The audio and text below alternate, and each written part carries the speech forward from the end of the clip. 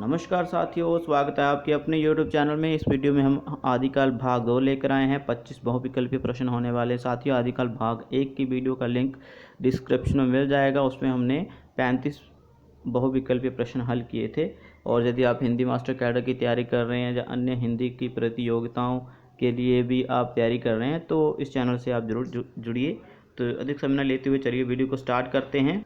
जी हाँ साथियों, आज का हमारा पहला और वीडियो के हिसाब से 36वां प्रश्न। धीरेन्द्र शर्मा और चंद्रधर शर्मा गुलेरी ने हिंदी साहित्य के प्रथम काल को कौन सा नाम दिया है? प्राचीन काल, अपभ्रंश काल, आदिकाल, शून्य काल। तो सही विकल्प है साथियों अपभ्रंश काल। ठीक है। 37वां प्रश्न है। रामशंकर शुक्ल रसाल ने हिंदी साहित्य के प्रथम काल को किस नाम से अभिहित किया था? आदिकाल, वीर काल, शून्य काल, जय काव्य काल। तो साथियों जय काव्य काल के नाम से अभिहित किया है। अगला प्रश्न है डॉक्टर बच्चन से संबंधित। तो पूछा जा रहा है कि डॉक्टर बच्चन ने हिंदी का पहला कवि किससे स्वीकार किया है? स्वयंभू, विद्यापति, अब्दुल रहमान या राजा मुंज। तो साथियों विद्यापति को उन्होंने हिंदी का पहला कवि स्वीकार किया है। 39वां प्रश्न है। हजारी प्रसाद द्विवेदी ने अवधूत संप्रदाय किसे कहा है? साथियों बहुत ही प्रसिद्ध क्वेश्चन है, काफ़ी बार पिछली परीक्षाओं में भी ये प्रश्न पूछा जा चुका है। तो नाथ संप्रदाय, सिद्ध संप्रदाय, रासो संप्रदाय, जैन संप्रदाय, तो किसे कहा गया है? तो साथियों आपको बता दूं कि उन्होंने नाथ संप्रदाय को अवधूत संप्रदाय के नाम से अभिहित किया। 40वां प्रश्न है कि शुद्ध श्रृंगारी कवि विद्यापति को किसने माना है? मतलब शुद्ध श्रृंगारी कवि विद्यापति को किसने कहा है? ठीक है, ऐसा प्रश्न बन सकता है। रामचंद्र शुक्ल विकल्प है रामचंद्र शुक्ल, हजारी प्रसाद द्विवेदी, नागेंद्र या रामविलास शर्मा। तो साथियों सही जो उत्तर है वो आएगा हमारा रामचंद्र शुक्ल। 41वां प्रश्न है साथियों, देखिएगा। आदिकाल के किस कवि को अभिनव जयदेव के नाम से जाना जाता है?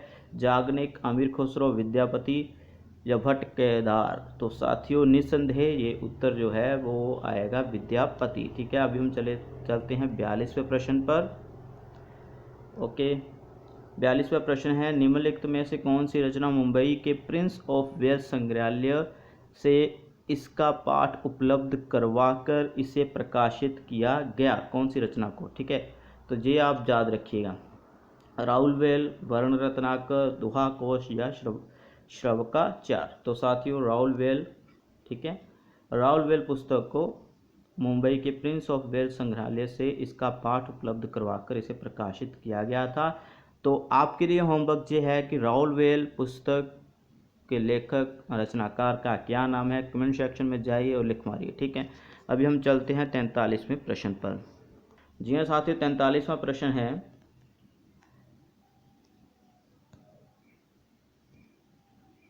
माफ करिएगा, श्याम सुंदर दास ने हिंदी साहित्य के प्रथम काल को किन दो नामों से उचित माना है? कि कौन से दो नाम उसे दिए जा सकते हैं? ठीक है, प्रथम काल को, हिंदी साहित्य के प्रथम काल को। संक्रांति काल, उद्भव काल, आविर्भाव काल, अपभ्रंश काल, प्राचीन काल, आधार काल या वीर काल या अपभ्रंश काल। तो साथियों चौथा विकल्प बिल्कुल सही है, वीर काल और अपभ्रंश काल उन्होंने माना है कि इसे इन नामों से भी परिचित किया जा सकता है। आगे 44वां प्रश्न।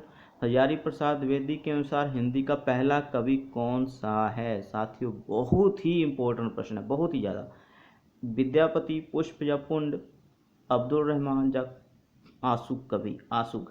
तो साथियों सही उत्तर आएगा अब्दुल रहमान को, और 13वीं शताब्दी में ये मिलते हैं हमें। ठीक है, 1200 से लेकर 1300 ईस्वी के बीच में इनका समयकाल माना है हजारी प्रसाद द्विवेदी ने। और इस कवि को, इस रचनाकार को उन्होंने हिंदी का पहला कवि माना हजारी प्रसाद द्विवेदी ने। साथियों अब्दुल रहमान की कौन सी रचना प्रसिद्ध है उसका नाम आप कमेंट सेक्शन में लिख दीजिए। ठीक है, तो आपके लिए भी होमवर्क हम देते हैं साथ में, ताकि आप भी थोड़ा इंटरेस्ट लें और इनको सॉल्व कराएं। जो क्वेश्चन पहले उत्तर देगा क्वेश्चन का, साथियों उसका उत्तर हम पिन कर देंगे सबसे ऊपर, उसी का ही उत्तर लहराएगा। ठीक है, तो अभी हमारे पास 45वां प्रश्न है। जो जनता का तत्कालिक नरेशों की स्वेच्छाचारिता, पराजय या पतंग से त्रस्त होकर निराशा के गर्त में गिरी हुई थी, उनके लिए सिद्धों की वाणी ने संजीवनी को बूटी कहा या संजीवनी बूटी कहा। ठीक है, तो ये उक्ति ये मत जो है किसने दिया है सिद्धों की वाणी के लिए। ठीक है, तो किसका है ये, रामचंद्र शुक्ल, हजारी प्रसाद द्विवेदी, नागेंद्र या रामविलास शर्मा। तो साथियों जो सही उत्तर आएगा वह आएगा हजारी प्रसाद द्विवेदी। ओके, अगला प्रश्न है हमारा 46वां आज का। पंच पांडव चरित्रास किसकी रचना है, जलहण, आशुब, शालिभद्र सूरी या दामोदर कवि। साथियों शालिभद्र सूरी की रचना है जी। आगे प्रश्न है, किस संप्रदाय के कवियों ने युद्ध और प्रेम का वर्णन किया है अपनी रचनाओं में, रासो, जैन, नाथ, सिद्ध। तो साथियों आपको तो पता ही है, रासो संप्रदाय की जो पुस्तकें हैं, रासो से संबंधित पुस्तकें हैं, उन्हीं में युद्ध और प्रेम की कथाएं देखने को हमें मिलती हैं। 48वां प्रश्न है, आदिकाल के किस संप्रदाय की रचनाओं में डिंगल और पिंगल शैली का प्रयोग हुआ, रासो, जैन, नाथ, सिद्ध। तो साथियों आपको बता दूं, रासो संप्रदाय, रासो मत जो है, इसमें डिंगल और पिंगल दोनों शैली का प्रयोग हुआ सबसे अधिक। ठीक है, अभी हम चलते हैं 49वें प्रश्न पर। इसके 4 विकल्प हैं, प्रश्न थोड़ा बड़ा है, नीचे भी है थोड़ा हिस्सा इसका। तो 49वें प्रश्न पर चलते हैं, वर्ण रत्नाकर रचना के संदर्भ में कौन सा मत सही नहीं है। जय मैथिली का विश्वकोश है, इस रचना का प्रकाशन सुनीति कुमार चटर्जी ने पंडित बबुआ मिश्र के द्वारा बंगाल एशियाटिक सोसाइटी के माध्यम से करवाया, या यह विद्यापति की रचना है, या भाषा शैली से एक शब्दकोश प्रतीत होता है।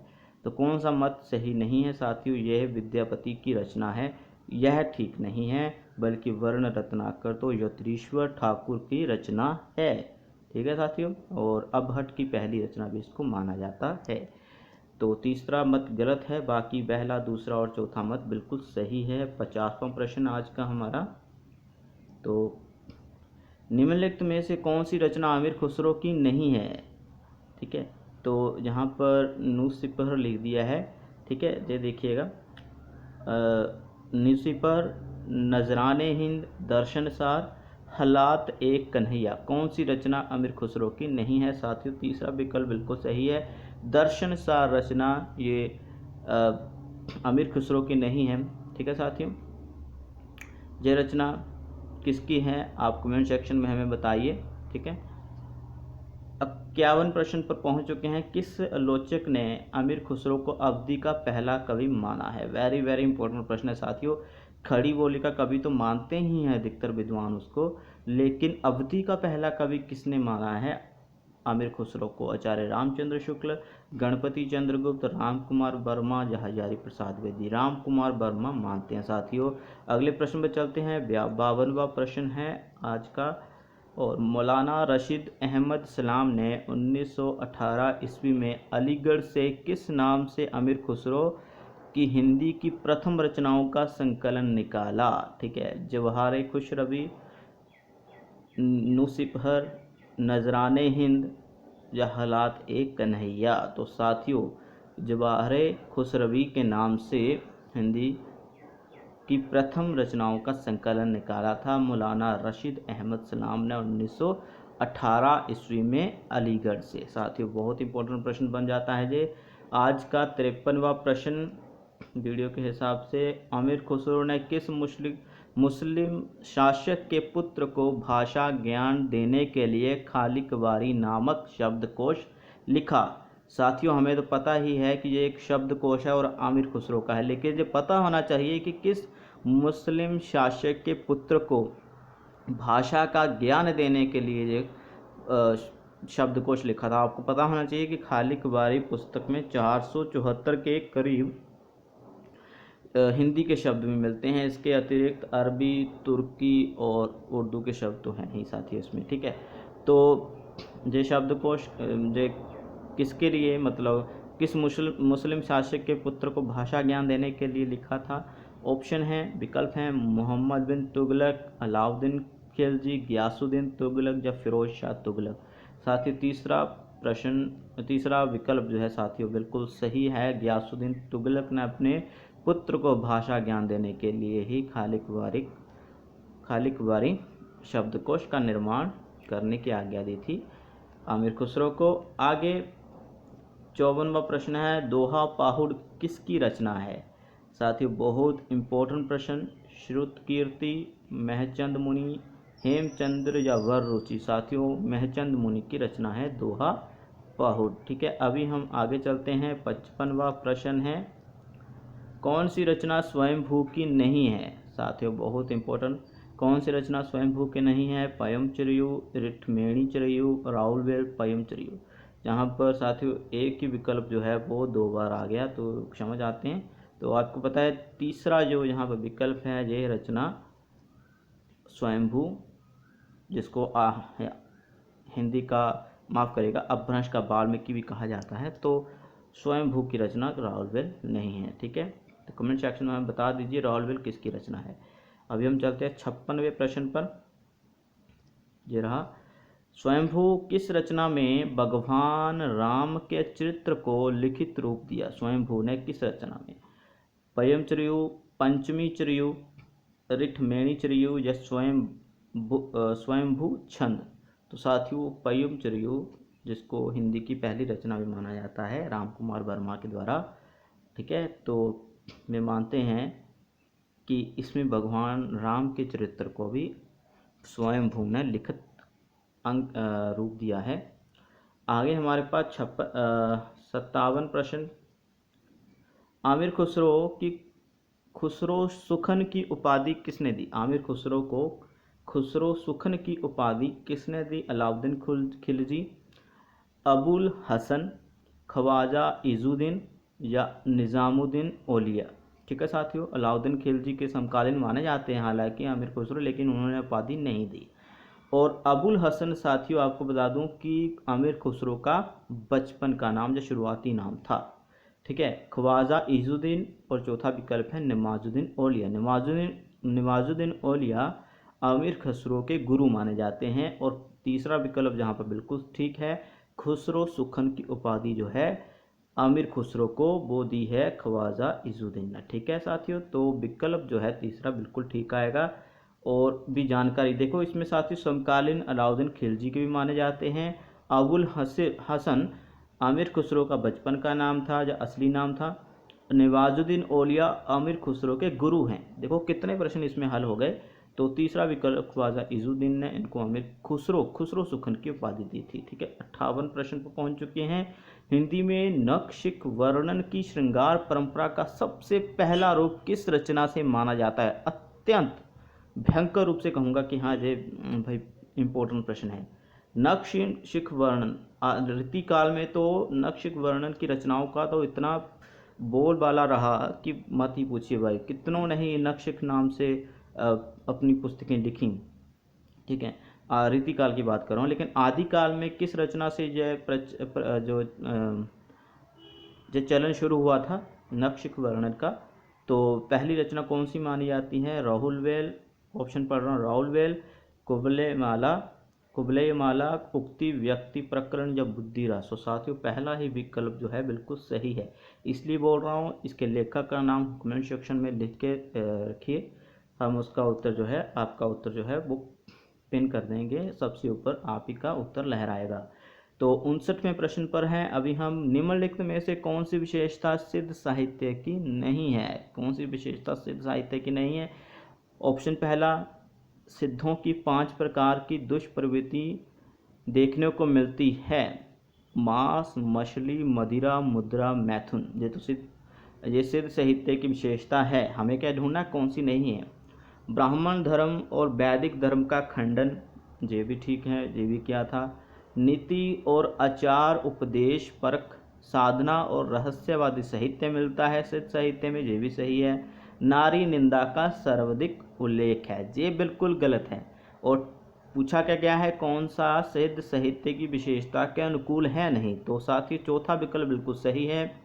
अभी जो पहले 3 विकल्प है साथी, जो विशेषता लेकर चलिए आप कि ये गुण है सिद्ध साहित्य के। ठीक है, और ये बहुत महत्वपूर्ण पहली पंक्ति। दूसरा, ब्राह्मण धर्म और वैदिक धर्म का भी उन्होंने खंडन किया। और तीसरा, नीति और आचरण उपदेश परक साधना और रहस्यवादी साहित्य हमें इसमें देखने को मिलता है। नारी निंदा का सर्वाधिक सर्वाधिक उल्लेख साथियों नाथ साहित्य में देखने को मिलता है, जहाँ पर गोरखनाथ या अन्य नाथ पंथ के गुरुओं ने नारी निंदा का उल्लेख किया। लेकिन महासुखवाद हो, जैसे नारी के साथ भोग की बात हो, तो वो तो सिद्धों में बिल्कुल मान्यता थी कि उन्होंने कहा था कि नारी के साथ संबंध बनाने से ईश्वर और भी ज़्यादा हमें अच्छी प्रकार से मिलेंगे। ठीक है, तो 60वां प्रश्न है आज का हमारा, इसको देख लेते हैं। डॉक्टर पीताम्बर दत्त बर्थवाल के कितनी रचनाएं गोरखनाथ की बताई हैं। साथियों यहाँ पर नहीं आना था। ठीक है, डॉक्टर पीताम्बर दत्त बर्थवाल ने कितनी रचनाएं गोरखनाथ की बताई हैं? 10, 11, 13 या 14? साथियों 14 रचनाएं बताई हैं। ठीक है, ये और इनके नाम जो है हम नीचे लेकर गए हैं आपके लिए। इन रचनाओं के आप नाम लिख लीजिए, जो पीताम्बर दत्त बर्थवाल के द्वारा दी गई रचनाओं के नाम हैं। ओके, और इसके अतिरिक्त काफ़ी बौद्ध रचनाओं का संकलन भी मिलता है हमें देखने को। ठीक है, वो भी नाथ संप्रदाय से संबंधित हैं। और गोरखनाथ की कितनी रचनाएं हैं? 14 रचनाएं हैं। सबसे पहले शब्दी के नाम से, ठीक है, शब्दी, और सबसे प्रामाणिक रचना भी माना जाता है। फिर उसके आगे पद, प्राण संकली, शिष्या दर्शन, नरवे बोध, अभय मात्रा योग, आत्मबोध, 15 तिथि, सप्तवार, मिच्छेंद्र गोरखबोध, रोमावली, ज्ञान तिलक, ज्ञान 34 या पंच मात्रा। ठीक है, 14 रचना है साथियों। और आचार्य रामचंद्र शुक्ल मानते हैं कि ये गोरखनाथ की रचनाएं नहीं हैं, बल्कि ये तो उनके शिष्यों की रचनाएं हैं, गोरखनाथ के शिष्यों की रचनाएं हैं। तो यह भी हमें अपवाद हमें देखने को मिल जाता है। ठीक है, तो 60 प्रश्न आपके लिए हमने बना दिए, और पहली वीडियो का लिंक डिस्क्रिप्शन में मिल जाएगा। हमने पहले ही आपके साथ ये बात कर दी है। तो साथियों, जो जो आपको होमवर्क मिला है उसको आप कमेंट सेक्शन में लिख दीजिए, और सबसे पहले उत्तर करने वाले का जो कमेंट है साथियों, उसका हम पिन कर देंगे। तो साथियों, मिलते हैं अगली वीडियो में। व्याकरण पर आधारित वीडियो भी बनकर तैयार है, उसको भी जल्दी से अपलोड कर देंगे। और वीडियो को अंत तक देखने का मैं आपका बहुत आभारी रहूँगा। और चैनल को ज़रूर आप लाइक, कमेंट, शेयर और सब्सक्राइब भी करवाइए। मिलते हैं अगली वीडियो में, तब तक अपना ध्यान रखिए। धन्यवाद।